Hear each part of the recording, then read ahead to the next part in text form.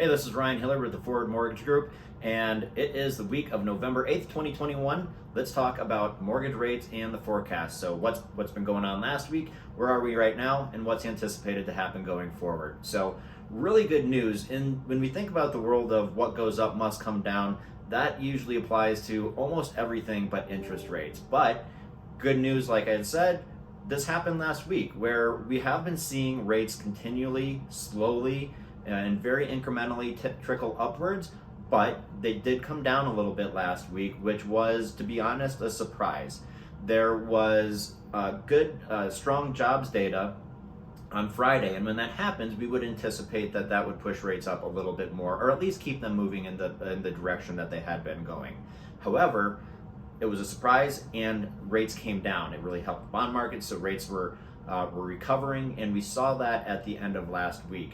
Now, average mortgage rates going into this week are not really expected to do a whole lot, but we have seen them continue to improve just a little bit. So they're taking that momentum from last Friday, and they're continuing on with it.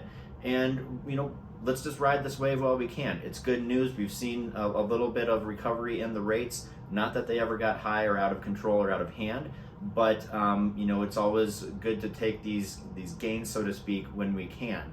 And so there is some inflation data that will be coming out in the middle of this week in terms of economic data, and there are some treasury auctions as well, but again, not expected to have a huge impact. In terms of Fed stimulus going forward, the Fed continues to buy treasuries and mortgage bonds, helping keep rates low, and the markets are now prepared for the Fed to begin reducing the treasury buybacks, the treasury purchase in November and continuing on into 2022. And then finally, as a reminder, Thursday is Veterans Day, so first and foremost, thank you to all the veterans that are out there. Very much appreciate your service, and keeping in mind that that is a holiday. It's a bank holiday, so there are not going to be any fundings that day. There will be no wires that go across, and it's also a rescission day, meaning it does not count in the 3-day rescission period, so keep that in mind as well.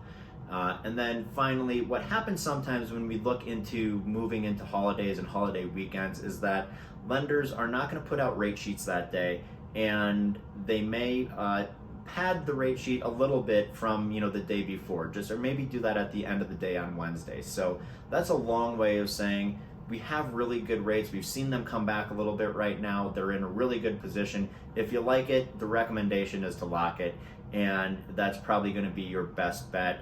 It's tough to say if rates can really gain more traction and get better at this point. So let's, again, just to repeat, if you like it, lock it. This is Ryan Hillard with the Forward Mortgage Group. If you have any other questions, please feel free to reach out to me. Have a great day.